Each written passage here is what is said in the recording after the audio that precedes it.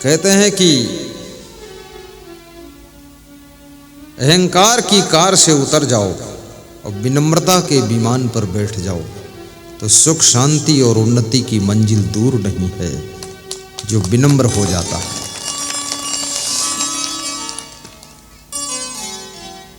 नम्रता सीखे सरलता गही विनय सुविधान।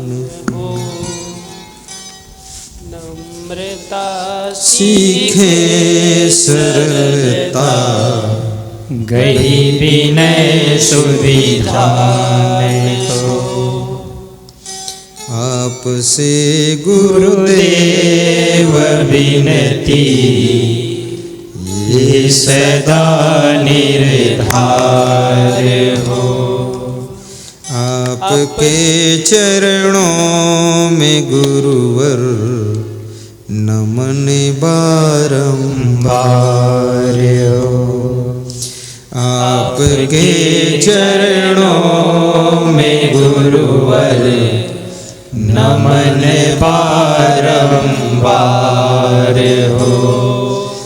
आपसे गुरुदेव विनती ये सदा निर्धार हो। विनय शब्द में बहुत शक्ति है।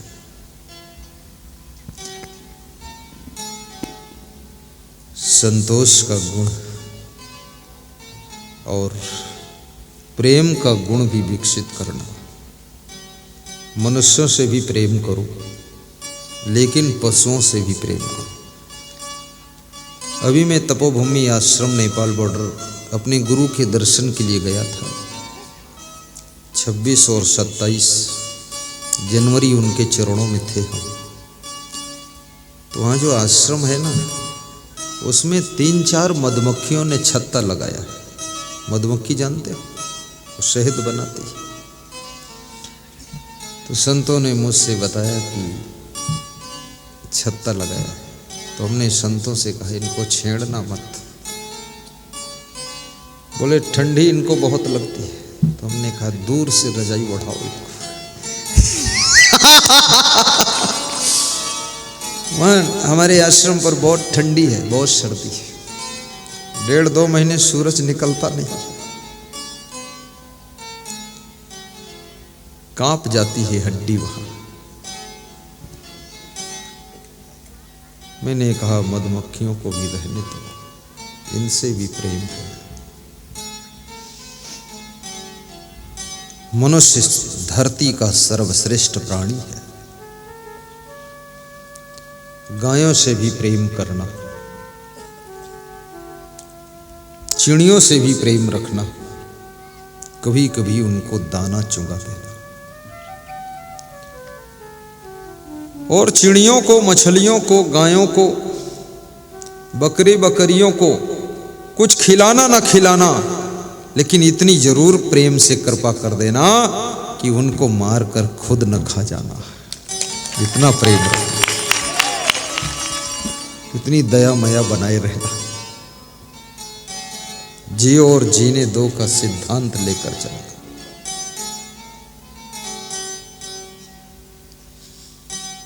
परिस्थितियों के साथ में तालमेल बिठाना।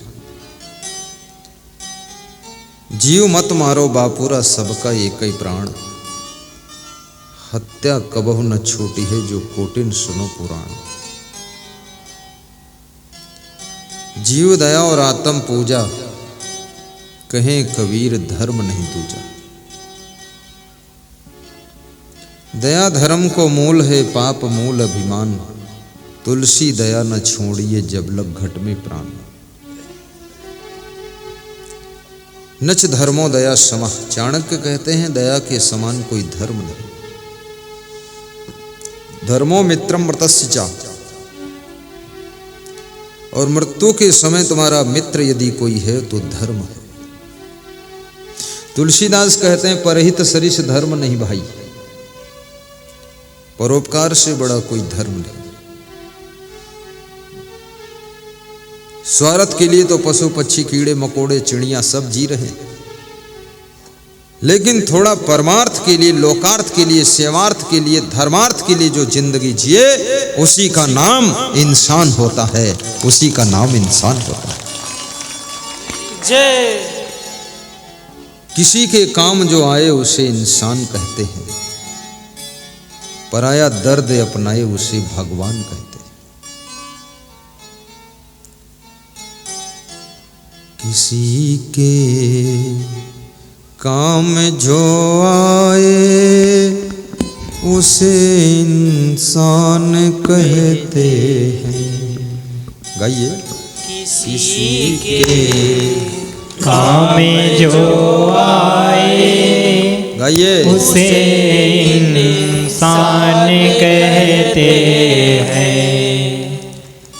जिसको मिट्टी कहते हो, मिट्टी भी हमें अन्न देती है, उसे फल देती है, हरियाली देती है। पराया दर्द भी हमारी सेवा करती है। और ये मिट्टी से बना हुआ पुतला, ये अगर किसी की सेवा न कर सका तो मिट्टी से गए गुजरे हो। आखिर तो मिट्टी में मिलना ही है, और मिट्टी भी सेवा कर रही है। और मिट्टी से बना पुतला यदि किसी की सेवा न कर सका तो ये मनुष्य जीवन पाना व्यर्थ हो गया। किसी के काम जो आए उसे इंसान कहते हैं। किसी के वाह वाह काम जो आए उसे इंसान कहते हैं।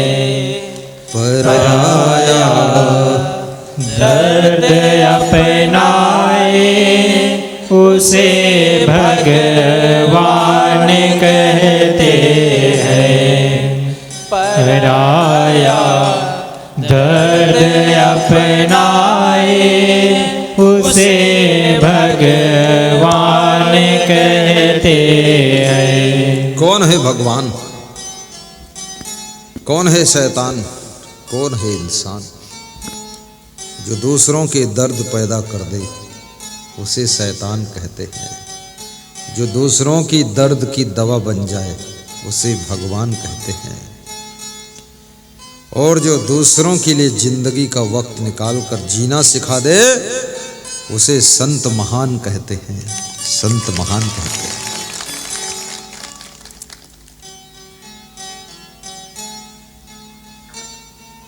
जिसके घर में बुजुर्गों का आदर होता है, जिनकी उम्र 70 है, 60 साल में अपने को बूढ़ा मत मान लेना। अभी हमारे आपके बीच में जो प्रधानमंत्री हैं उनकी उम्र कितनी होगी?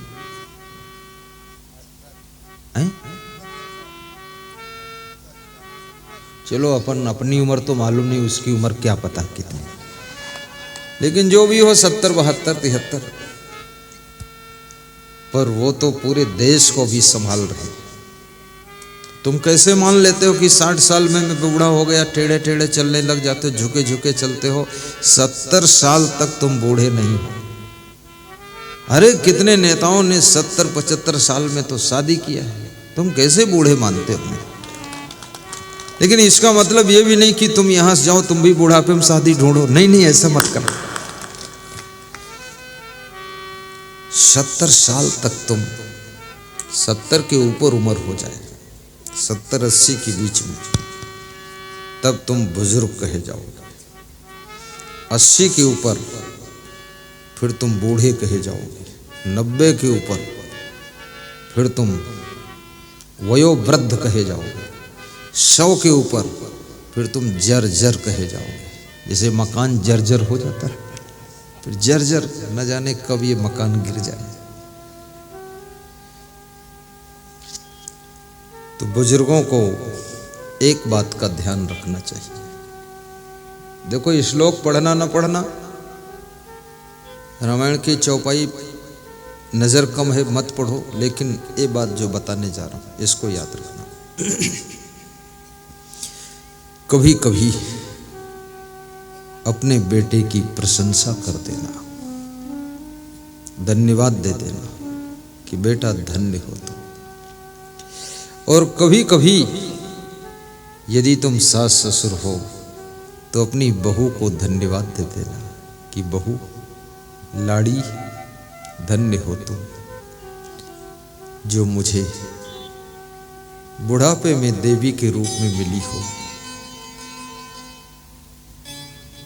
तूने मेरे घर को मंदिर बना दिया, अब ये घर भी तेरा है और मैं भी तेरी हूँ और तू भी मेरी है और मेरा बेटा भी तेरा है, तेरा ही तेरा है, अब मेरा कुछ नहीं है। ऐसे बोल देना। और बहू से ये भी कह देना तेरे माँ बाप धन्य हैं जिन्होंने तुझे जन्म दिया। जिस बेटी के माँ बाप की तुम प्रशंसा करते हो बेटी खुश हो जाती, गदगद हो जाती, फिर वो तुम्हारी सेवा करेगी। थोड़ा कभी कभी प्रशंसा कर दे, रोज नहीं, कभी कभी। जब देखना थोड़ा स्पीड कम होने लगी तब प्रशंसा का इंजेक्शन मार देना।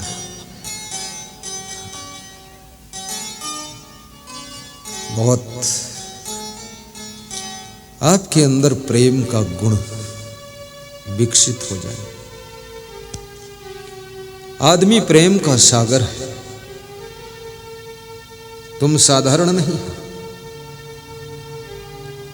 कुत्ते से भी प्रेम मनुष्य करता है, बिल्ली से प्रेम करता है, जानवरों से प्रेम करता है, फूल पौधों से प्रेम करता है। आखिर प्रेम के सागर ना होते तो इतना सबसे प्रेम कैसे करते? और तुम सबसे प्रेम कर लेते हो तो याद रखना, कुत्ते बिल्ली जानवर पशु पक्षी पेड़ पौधों सबसे प्रेम करोगे, प्रसन्नता मिलेगी।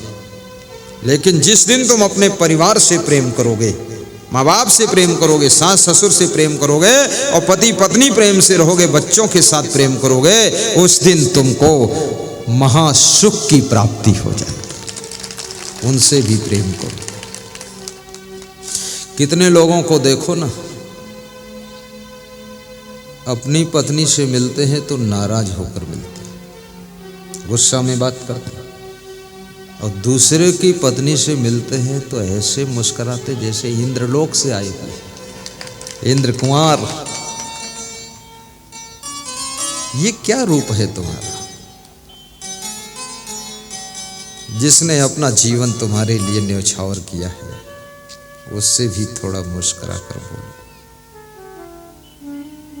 प्रेम कर दो। और अपने पति से भी मीठी मीठी वाणी में बात करो।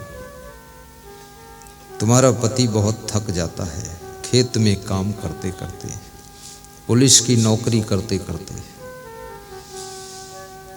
मिलिट्री की सर्विस करते करते, दुकान में बैठे बैठे आपका पति बोर हो जाता है। घर में जब आए तो कम से कम थोड़ा धन्यवाद दे दो तो उसकी थकान मिट जाए और उसके चेहरे पर मुस्कान आ जाए। कुछ ऐसे शब्दों से बात कर दो। ये प्रेम का गुण आपके घर को स्वर्ग बनाता है, स्वर्ग बनाता है। और प्रेम में भगवान को भी बांधा जा सकता है। इंसान की तो बात छोड़ो, आज यहाँ पर हम सब संत आए हैं तो आपके प्रेम की डोरी में ही तो बंध कर आए, और कौन लाया है? प्रेममा माँ भूले भगवान शिवरी के घर में।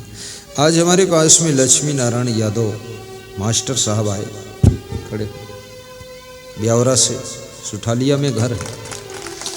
यहाँ सुठालिया कबीर आश्रम से भी बहुत लोग आए। सुठालिया वालों को धन्यवाद।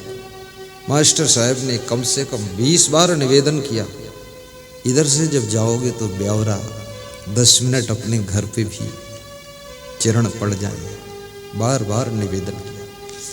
बार बार मैंने समझाया अभी रहने दो, आगे आ जाएंगे, 2 महीने बाद आ जाएंगे, साल बाद आ जाएंगे।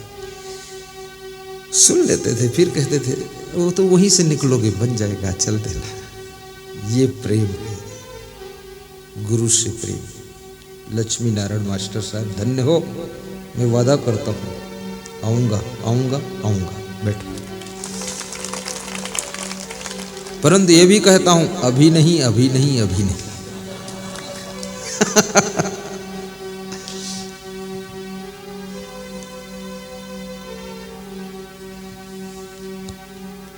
आपने हमको बुलाया, मेहरबानी आपकी।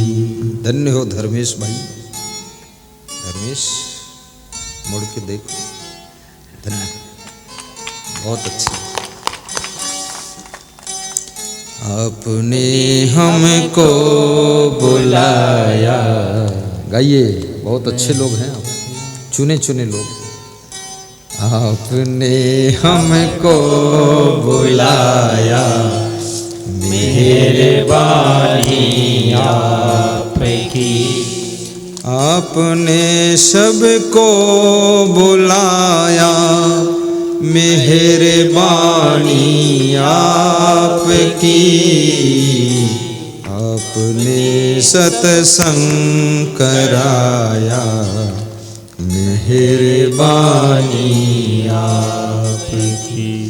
आपने सत्संग कराया, मेहरबानी आपकी। मेहरबानी आपकी, अमर कहानी आपकी।